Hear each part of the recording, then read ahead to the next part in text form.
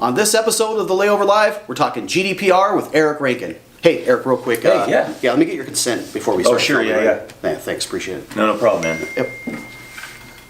What's that for? Double opt-in.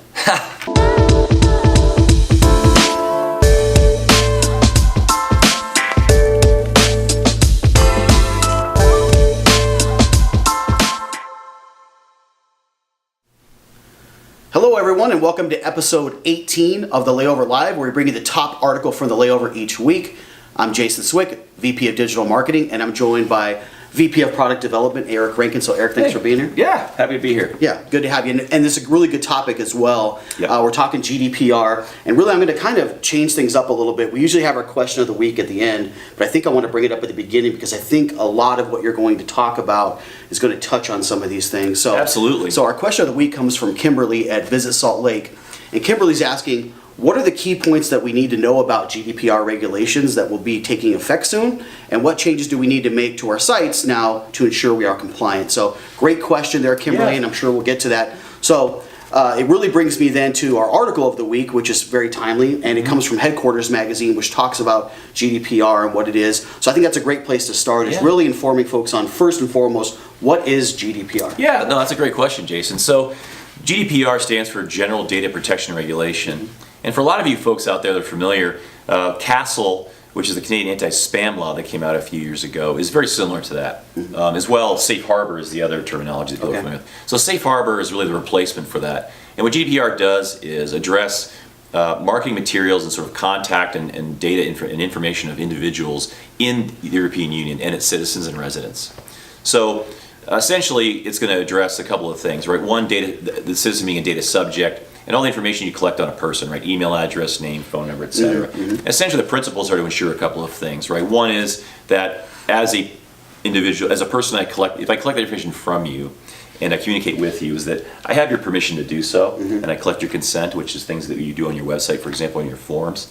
And then once I have that information, is that I'm responsibly securing it and keeping track and managing it properly, including things like how long I should store it for and what I need it to do. Why do I need it to communicate with you, right?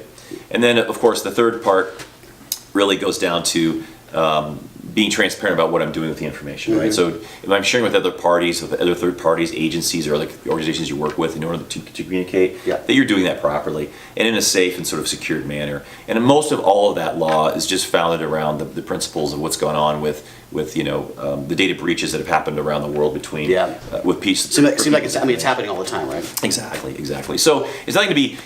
While it is important to note, and it's of a these are regulatory nature.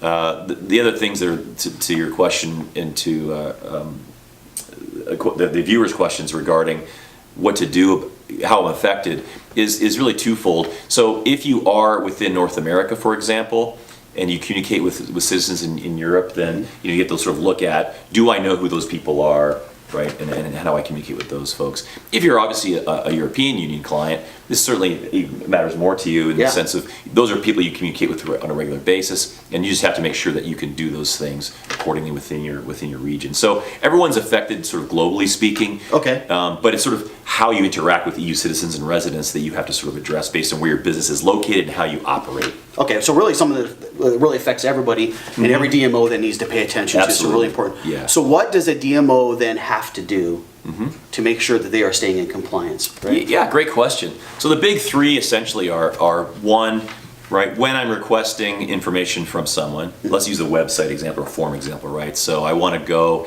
and, Jason signs up, say, for example, for golf information, a golf newsletter. So when I go ask Jason for that information, I should really understand what do I need to communicate with Jason, right? I need his email address, probably. Do I need his home address, his phone number, and maybe his age? I don't know, right? The answer is if you don't need that, you probably shouldn't hang on to it. So am I collecting it for a specific purpose, and why do I need it, right? And then the opt-in cycle is the other part within the form itself, is that when I ask Jason, when Jason's signing up to get to say, for example, for the golf newsletter, is that what is he going to get when he signs up? So I'm very clear in the language about what he's signing up for and what I'm going to do with that information, so he knows. If he decides he doesn't want to do that, he can opt out. Yeah. And that's because you're putting on the opt-in. So opt-in must be much more clear than it was. It's very similar to Castle in the sense of boxes can't be pre-checked. Sure. You can't sort of default me in as we. The days of buying lists are over. Precisely. Right? It's got to be very deliberate. Yeah. Exactly. Okay. So provided you have those checks in place and you store that information to verify that I have that. That's sort of the check and balance, right? So from a regulatory standpoint, I can verify that yes, you opted in. Yes, I have the data to collect that. So that's the first one.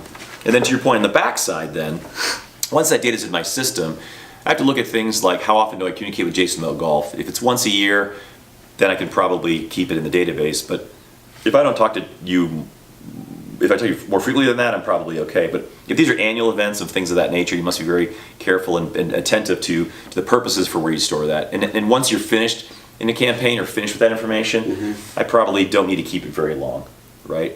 Now, the thing to note here, of course, which a lot of you viewers are probably going to ask the next would be then, what about B2B and business to business, right? I've got partners, members, third parties, etc. Okay. Well, they can be somewhat different. While they are the same as the law states, B2B versus individual.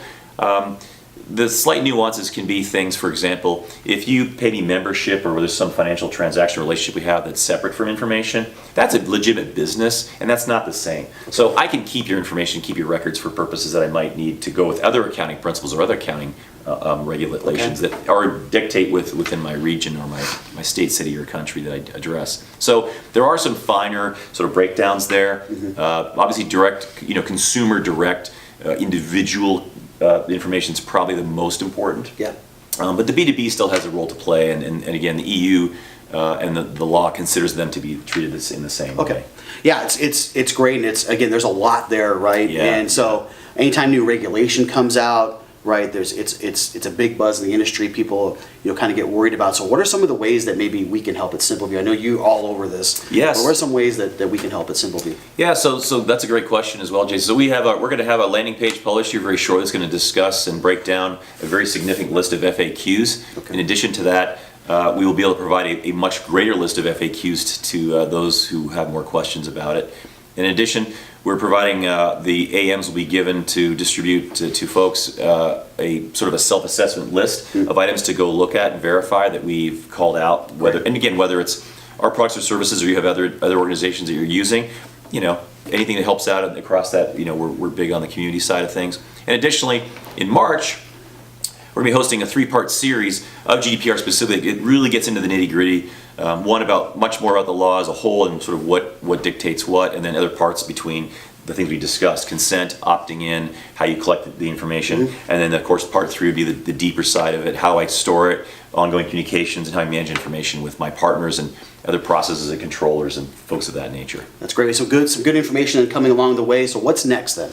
Yeah. So what's next really for folks would be once we get through the initial period of looking at lists and the information is to then sort of reevaluate what to do there. One of the big ones, which of course you guys would be involved in the digital marketing realm, is going to be re-engagement campaigns, right? So the thing to note that's most important is for those of you that have people today and those individuals, right?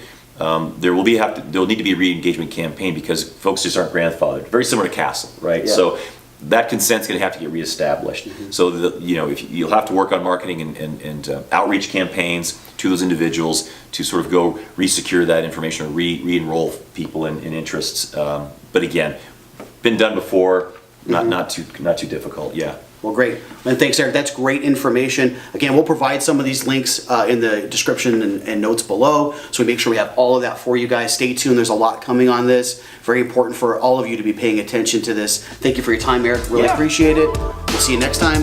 Have a great day.